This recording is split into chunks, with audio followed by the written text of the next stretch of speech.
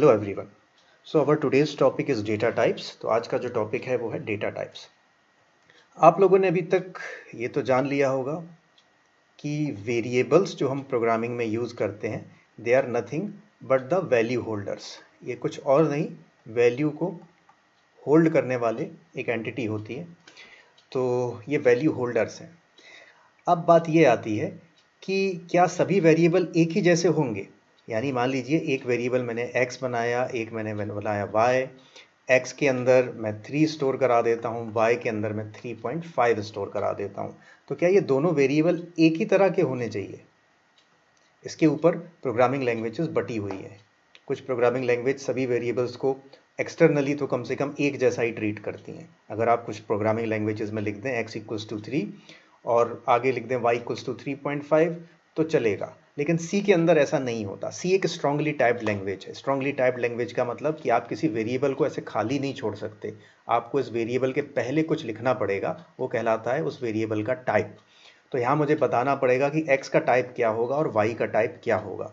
देखिए, हम क्यों अलग अलग टाइप रखते हैं वेरिएबल के, इसको एक एग्जांपल से समझते हैं। मान लीजिए मैं आपको एक टास्क देता हूँ 1 कप चाय बनाने का। तो आप 1 कप चाय बनाने के लिए या तो 500 ml यानी कि आधा लीटर का कोई पॉट ले सकते हैं, या फिर आप आधा कप चाय बनाने के लिए 1 कप चाय बनाने के लिए 100 लीटर्स की कोई कढ़ाई या बहुत बड़ा पॉट भी ले सकते हैं। आप इन दोनों में से क्या चूज़ करेंगे? मुझे उम्मीद है कि 1 कप चाय ही बनाना है, तो फिर आप 500 ml का आधे लीटर के इस पॉट का यूज़ करेंगे। मान लीजिए आप 1 कप चाय बनाने के लिए 100 लीटर के पॉट का यूज़ करते, तो इसमें दिक्कत क्या थी, प्रॉब्लम क्या थी? देखिए, इसमें प्रॉब्लम ये थी कि एक तो मुझे चाय बनाने में ज़्यादा टाइम लगता, तो मोर टाइम,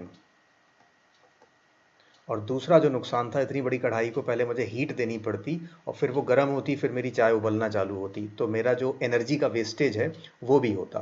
तो इसको मैं कह देता हूँ एफिशिएंसी थोड़ी कम है, एफिशिएंसी इज़ लेस। या फिर इन दोनों को मिला के अगर एक शब्द में कहना चाहूँ मैं बात, तो मैं कहूँगा वेस्टेज ऑफ रिसोर्सेज। मेरे जो रिसोर्सेज हैं वो वेस्ट हो रहे हैं। टाइम भी एक रिसोर्स है और जो हीट दे रहा हूँ, जो एनर्जी दे रहा हूँ, वो भी एक रिसोर्स है। तो this is less efficient in terms of heating, I mean the energy that this process requires as well as the time that it requires। तो यहाँ पर वेस्टेज ऑफ रिसोर्सेज ज़्यादा हो रहा है। अब मान लीजिए मैं आपको काम देता कि मुझे 50 लीटर चाय बनाना है, तो आप किस यूटेंसिल का, किस पॉट का यूज़ करेंगे? तो डेफिनेटली 50 लीटर बनाना है तो आप 100 लीटर की कढ़ाई में ही या पॉट में ही बनाएंगे। आप उसे अगर 500 ml के बर्तन में बनाना चाहेंगे तो पानी डालेंगे, दूध डालेंगे, वो ओवरफ्लो होने लगेगा। तो यहाँ पर एक प्रॉब्लम हो जाएगी ओवरफ्लो की। तो इसलिए हमारा जैसा डेटा होता है, जैसी रिक्वायरमेंट होती है, उसके हिसाब से हम आपके यूटेंसिल का साइज़, और अगर इसे प्रोग्रामिंग लैंग्वेज में कहें तो वेरिएबल का साइज़ हम स्पेसिफाई करते हैं जैसी हमारी रिक्वायरमेंट होती है, जैसा हमारा डेटा होता है। तो अगर हमारा डेटा का नेचर ये है कि वो इंटीजर टाइप का है, तो मैं x को एक इंट टाइप से डिक्लेयर कर दूंगा, क्वालिफाई कर दूंगा। अब ये स्टेटमेंट बताता है कि x is an integer type of variable and it will hold an integer value only, therefore this 3 is assigned to x। इसी तरह से y देखो एक फ्लोटिंग पॉइंट नंबर को ले रहा है। ऐसे नंबर्स जिनमें ये बीच में डेसिमल लगा होता है, पॉइंट लगा होता है, इन्हें हम कहते हैं फ्लोटिंग पॉइंट नंबर। ये 3.5 भी हो सकता है, 23.35 भी हो सकता है, और ये 2.6 इंटू 10⁻23 भी हो सकता है। ये सभी क्या एग्जाम्पल हैं फ्लोटिंग पॉइंट नंबर्स के। तो ये भी एक फ्लोटिंग पॉइंट नंबर है 3.5। तो फ्लोटिंग पॉइंट नंबर को दिखाने के लिए मैं डबल का यूज़ करता हूँ या फिर फ्लोट का यूज़ करता हूँ। ये दो हमारे पास डेटा टाइप होते हैं किसी फ्लोटिंग पॉइंट नंबर को होल्ड करने के लिए, बताने के लिए। तो ये भी एक क्वेश्चन होता है कि कब हम फ्लोट का यूज़ करें, कब हम डबल का यूज़ करें। तो इस क्वेश्चन का सिंपल आंसर ये है कि जब आपको कम प्रिसीजन की रिक्वायरमेंट हो, यानी आप कोई बहुत ज़्यादा इंपॉर्टेंट काम नहीं कर रहे हो, तो फिर आप फ्लोट टाइप का वेरिएबल यूज़ करते हैं, यानी डेटा टाइप फ्लोट रखते हैं। इसे कहते हैं कि जब आपकी रिक्वायरमेंट सिंगल प्रिसीजन की हो, टेक्निकल भाषा में इसे कह देते हैं जब आपकी रिक्वायरमेंट सिंगल प्रिसीजन की हो। जब आपकी रिक्वायरमेंट डबल प्रिसीजन की हो, डबल प्रिसीजन से मतलब समझ लीजिए जब आपकी रिक्वायरमेंट बहुत ही मिशन क्रिटिकल है, आपको एक मिसाइल मान लीजिए बनाना है, बनाई हुई है, और उसके लिए प्रोजेक्ट लिख रहे हो, प्रोग्राम लिख रहे हो, और वो मिसाइल आपकी बिल्कुल सही एक्यूरेट जगह पे जाके गिरनी चाहिए। तो आपके जो लेट लॉन्ग होंगे उसके लिए वो भी बहुत ज़्यादा, आई मीन एक्यूरेसी के लिए वो भी सपोज बहुत ही बड़े नंबर होंगे, फ्लोटिंग पॉइंट की बात करें तो। तो अगर इस ऑर्डर पे बात करनी हो आपको तो हम इसको क्या ले लेते हैं, डबल टाइप का ले लेते हैं। तो डबल प्रिसीजन की रिक्वायरमेंट है तो डबल टाइप का डेटा टाइप लेंगे, और अगर सिंगल प्रिसीजन की रिक्वायरमेंट है तो हम फ्लोट टाइप का डेटा टाइप लेंगे। तो ये तो दो बातें हो गई, एक तो इंटीजर टाइप का डेटा टाइप हो गया, एक फ्लोट टाइप का हो गया, एक डबल टाइप का हो गया। एक और बड़ा बेसिक डेटा टाइप होता है जिसे हम कहते हैं कैर। ठीक, तो अगर मैं किसी वेरिएबल को कैर टाइप का डिक्लेयर कर देता हूं तो उसके अंदर जनरली मैं क्या करता हूं, कैरेक्टर्स स्टोर करता हूं। तो सपोज मैं ए स्टोर करना चाहता हूं, तो यहां पर जब मैं सिंगल कोट्स में ए दिया है तो इसका मतलब है A is a character and that character is being stored in variable X and X is defined as of type char, right.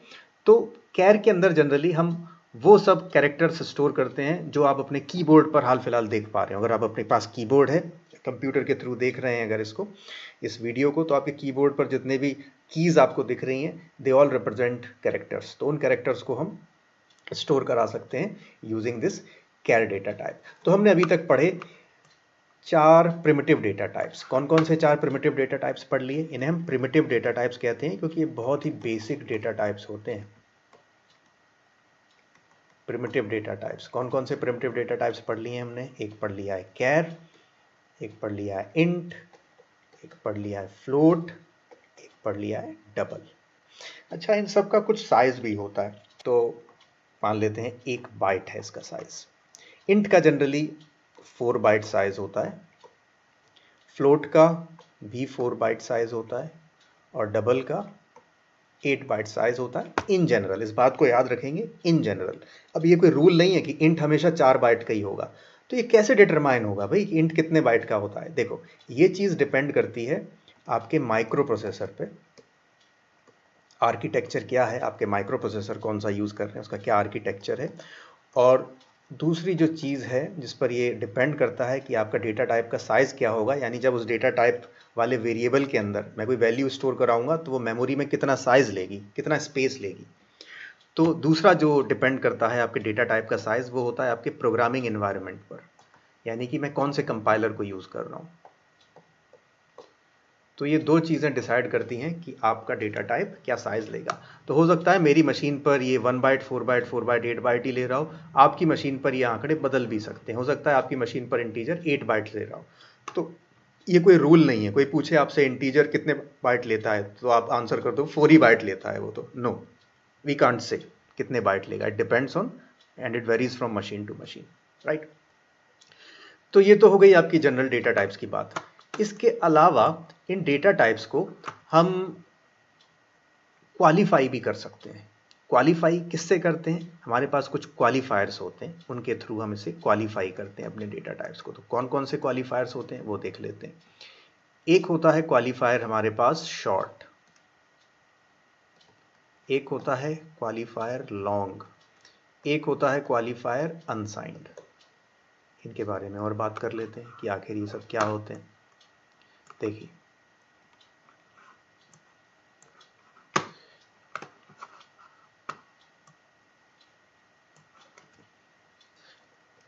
आप जानते हैं कि अगर किसी मशीन पर integer int variable, int type का वेरिएबल 4 बाइट्स ले रहा हो, तो अगर मैं इस इंटीजर को शॉर्ट से क्वालिफाई कर दूं, अगर मैं इस इंटीजर को शॉर्ट से क्वालिफाई करूंगा तो ये क्या बन जाएगा? Short int. तो अगर कि मेरी मशीन पर इंट 4 बाइट ले रहा है तो हो सकता है अगर मैं इसे शॉर्ट से क्वालिफाई करूं तो ये सिर्फ 2 बाइट्स ही ले। अगर मेरी मशीन पर इंटीजर 4 बाइट्स ले रहा है और अगर मैं इस इंटीजर को लॉन्ग से क्वालिफाई करूं तो हो सकता है ये मेरी मशीन पर लेने लगे 8 बाइट्स।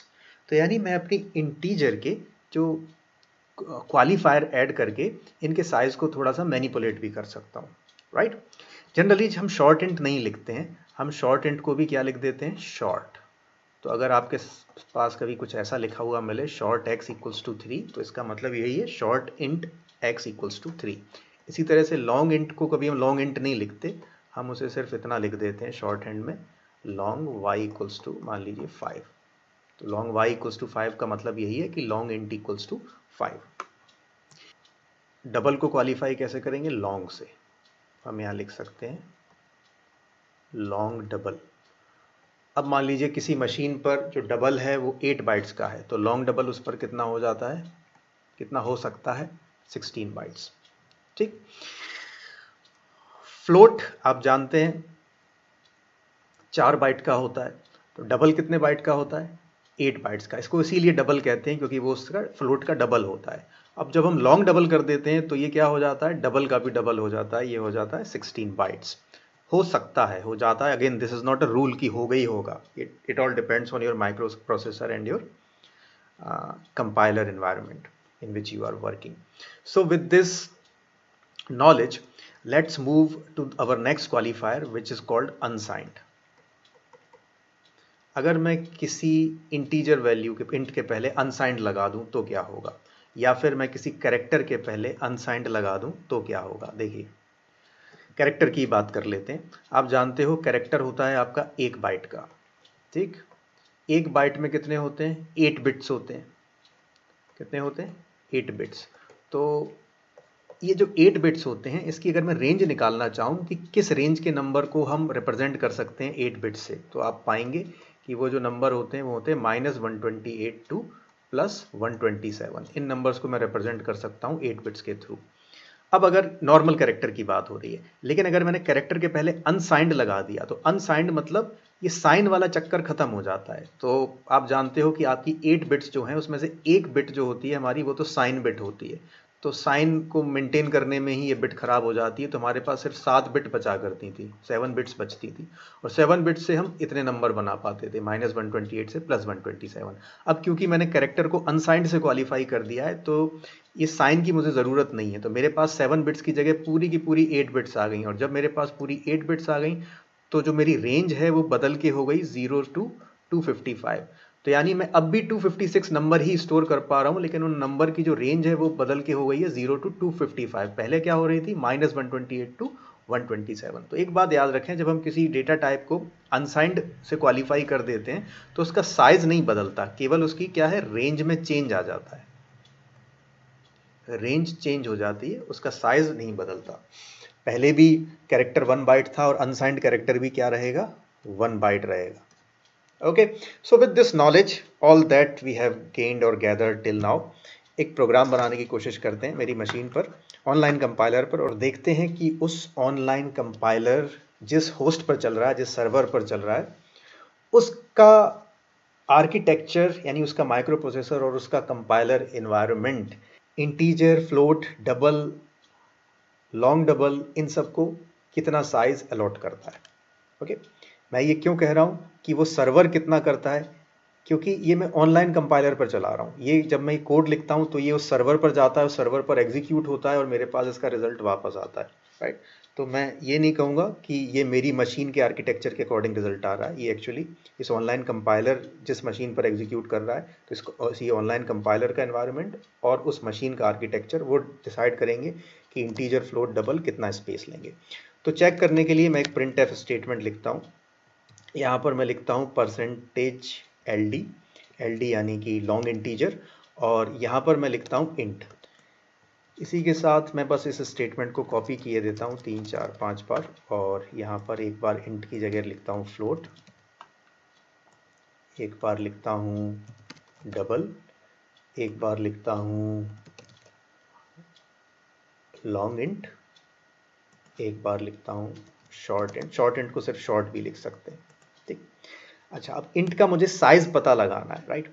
तो साइज के लिए मेरे पास एक ऑपरेटर होता है जिसे हम कहते हैं साइज ऑफ ऑपरेटर सी में। तो अगर मैं ये साइज ऑफ ऑपरेटर सब पे लगा दूंगा तो मुझे इन सब का साइज पता पड़ जाएगा कि फ्लोट का कितना साइज है, डबल का कितना साइज है।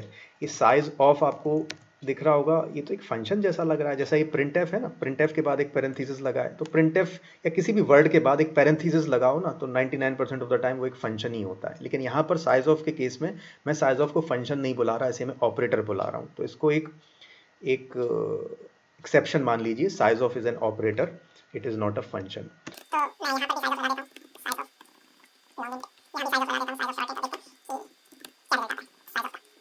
ओके, इन सब के बाद मैं एक /n और लगा देता हूँ, \n। \n का क्या मतलब होता है? इसका मतलब होता है एक न्यू लाइन ऑपरेटर, यानी कि जब ये printf स्टेटमेंट चलेगा तो ऑटोमेटिकली उसके बाद लाइन चेंज हो जाएगी। तो इसके बारे में हम बाद में बात करेंगे। /n का एस्केप सीक्वेंसेस कहा जाता है, तो we will talk about them later. अभी तो बस अपने रिजल्ट पर फोकस करते हैं कि रिजल्ट क्या आता है। और मैं तो मैं इसका जब रिजल्ट देखता हूँ तो आप देखोगे कि ओके, इंटीजर का साइज़ आया 4 बाइट, उसके बाद फ्लोट का भी 4 बाइट, डबल का 8 बाइट, लॉन्ग इंटीजर का 8 बाइट, शॉर्ट इंटीजर का सिर्फ 2 बाइट। तो ये देखा हमने रिजल्ट। कुछ रिजल्ट्स अभी बचे हुए हैं, जैसे लॉन्ग डबल का आप निकाल के देखिए क्या रिजल्ट आता है, और कमेंट बॉक्स में फटाफट इस वीडियो में लिख दीजिए। और अगर आपको ये वीडियो पसंद आया है तो don't forget to like this video and share it with your friends and do subscribe the video channel. Thank you.